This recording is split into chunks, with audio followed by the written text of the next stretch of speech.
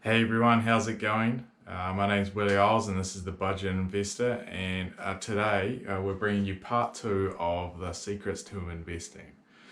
So I hope you've seen part one already. If not, give that a quick watch. It's not too long. I'm sure you'll love it. And then we'll jump into part two and all the secrets will be known to you.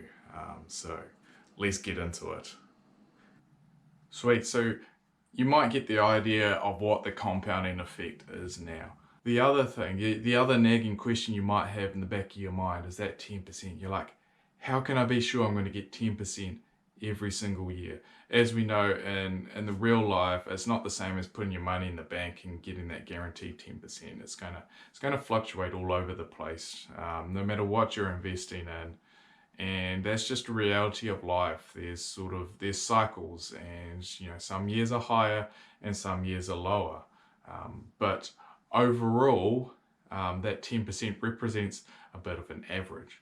And so the next sort of part of your strategy is like, how do I make sure I get that average? So DCA stands for dollar cost average, and quite simply what this means is um, a steady, regular amount of purchases over time, and in the long run, what you end up doing is you end up buying through the highs and through the lows. So you end up with an average rate overall if you were to level them all out.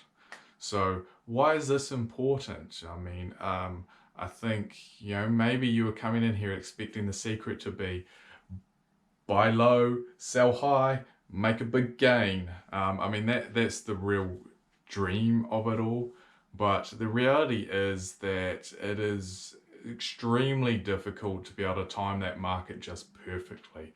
I mean, we've even got the pros out there, the people who are hired to do this for a living, and there's been many studies, and this is some people's jobs, to go out there daily and say trade in shares, so, or whatever it is, like constantly investing and looking for those large returns.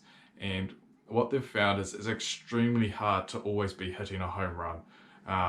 That they look at the success rates of these people, and to be honest, the real successful ones just win more than they lose. And what that means is they win more than 50% of the time. So that means they might be winning 51% and losing 49%. But that difference is what makes them a winner in their field, because it's incredibly difficult to win consistently all the time. So what do we do if we don't really, if we're not a professional, we haven't spent our whole life doing this? This is where we need sort of a strategy based on a little bit of logic and some core foundations. And this is where the dollar cost average method comes in. And with this, you might have already heard the saying that, you cannot time the market. It's not about timing the market. It's not about buying low, selling high, because that's extremely difficult to do, as we already know. But it's about time in the market. And this is where we use the compounding effect to our advantage. And we also use this with dollar cost averaging to sort of smooth out how we're investing into these markets, making sure that we're not buying at highs and selling at lows, because that would be a disaster. And we know how hard it is to buy low and sell high. So dollar cost averaging is just more or less a strategy about a regular, consistent buy. And so over time, you're just buying and buying and buying. And some days it'll be higher and some days it'll be lower. But overall, we're just getting this nice in the middle, flattening it out. So again, I thought we'd just run through a quick example and sort of demonstrate what I mean by dollar cost averaging. So imagine here that we've got a graph, and this graph is going to represent whatever investment that we're getting into. So over here on our x-axis, we've got high and low. Basically, all this means is up the top means a great value, high price. At the bottom means low value, low price. And over here on the y-axis, it's just representing time. Time in the market. We can't time the market. It's very difficult. So we're looking at time in the market over the long term. So what we might see is that whatever investment we're getting into is going to have a life cycle, and in that life cycle it's going to have some ups and downs. So if we were to sort of plot what this might look like, you know, we might start sort of here, we might go through some tough times, there could be a COVID, and then we could have a sharp recovery. And then we could kind of realize that, oh, things are kind of tough, like we didn't really know what we were doing. So we have a little bit of a lull or a dip here. And now we're maybe talking, it's 2025 or 2030, and we're rip snorting again. The market's really boosting it up, and it's going up and up and up. And then, it just kind of goes through this, and it can be kind of volatile at times, and other times it can be more sort of smoothed out, so less ups and downs. So what we've got is this market. And what I mean about timing the market is we don't know what's going to happen in the future. We didn't know COVID was going to come. So, we didn't know we were going to have this great big whack. And then COVID happened and we thought it was going to be a disaster. We didn't expect such a strong recovery. So this is why it's extremely hard to time the market. So it's like, well, what do we do? Well, dollar cost average. What does that look like? So if we were just consistently buying at a regular price, we would be buying along this line all the time. So maybe if we could plot a few buys in here, we might be, say, buying at the start, buying here, just at regular intervals. And what we end up doing is we just consistently buying, sometimes high, sometimes low. But what this ensures is that we are both taking advantage of the high price and the low price. So we're getting in there when it's low, buying low, and then sometimes it's high, but we don't know if it's high or if it's going to keep going. So sometimes it's high, but we're constantly offsetting that by buying at the average price or low price. And if we were to smooth that out, because some are high, some are low, and we just average it, what we'll have is sort of like a trend somewhere in the middle of that. So we can almost imagine that we could have bought at this sort of trend over time if we were just to flatten it all out, if we were to remove the ups and downs. And so what would happen is, instead of buying it at this price, we're kind of just at the average. We're missing out the lows, we're missing out the highs. We're just buying at an average price, and it steadily increases. But why this is so good is it takes all the guesswork out. Like if we look at this line, it's just a constant up. It's just following the average trend of our market. And so if we're constantly buying that market, we're basically buying the average trend. So we can almost imagine that we're just buying this dotted line and it's just going straight up. Then we're not worried about, say, buying at one of these highs and needing to sell at one of these lows, like putting all our money in here and then losing a whole bunch. If we're just consistently buying over time at the average, we can sort of reasonably expect just to be buying the market average and just following that trend line.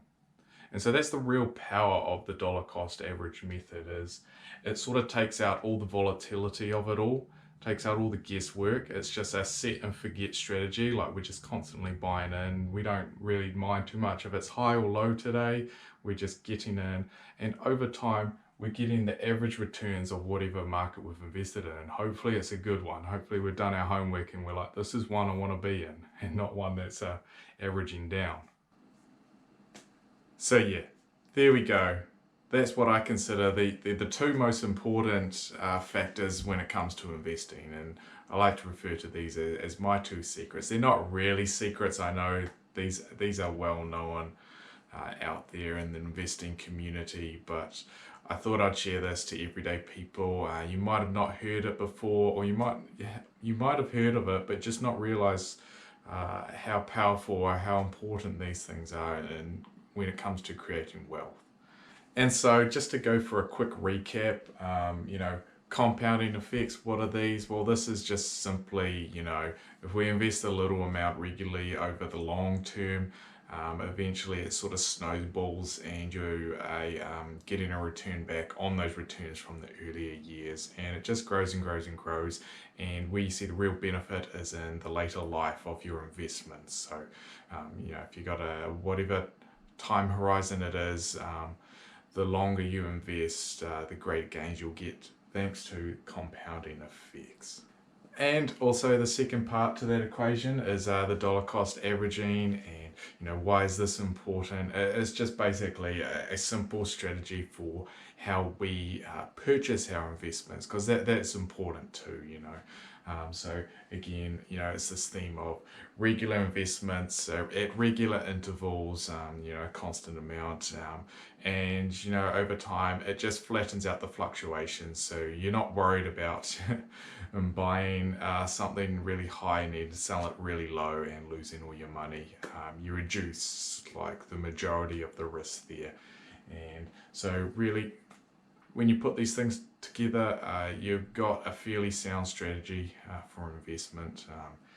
You can't go too wrong. There's always risk, but you put these things together and you've got what is considered by most a very solid strategy for beginning your investment journey.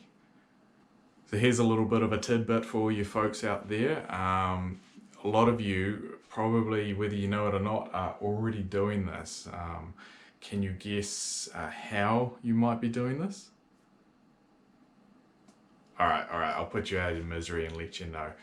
For anyone out there who's already invested into KiwiSaver, you're already putting together the fundamentals of investment. I mean, KiwiSaver itself is an investment for your future, for your first home or retirement. So if we think about how your KiwiSaver is already working for you, I mean, every time you get paid, a little bit gets siphoned off and given to your KiwiSaver provider who invests it on your behalf. So this is what we're known as, put into practice the dollar cost average for you. So if you're getting paid weekly, fortnightly, monthly, just regular intervals, generally pretty much about the same amount, they are investing for you. So putting that dollar cost average into place. And, if you're saving for retirement and you've just started off as a 16-year-old and you're putting aside some KiwiSaver every single paycheck, well, your horizon's going to be, another 50 odd years before you take that money out. So, the $100 or the $50 or the $200 that you're putting out your paycheck now, by the time 50 years rolls around, that's just going to be invested for a very long period, and it's going to have the compounding effect of growing most years. Some years might be down, but most years on average, you should be getting a good return on that, and that'll be putting the compound effect into action for you. So there you all go. That's it for today. I hope you've really enjoyed this little two-part series. I've also been working on the lighting, trying different things. It's a bit of work in progress. So hopefully the in and the outtakes today looks a lot better. I'm constantly working on it. Feel free to throw me any advice or pointers that you like. It's already been a massive help. So just continue that up, guys. I'm loving it. So hopefully, you're going to get some better content out of me and as an end result, and you're going to be loving it too. I've got lots of ideas for new content to bring it out, so I just can't wait to get into it all. I've just got to find the time, to get around and actually, plan, shoot, and edit. So really looking forward to getting into all that. But for now, if you just want to leave a like, comment, share it with your friends and family, all that helps tremendously. We're just spreading the network at the moment, and then I'll just be delivering more and more content for you guys. So appreciate all the love, keep it up, stay safe, and we'll have more out for you. So until then, see ya.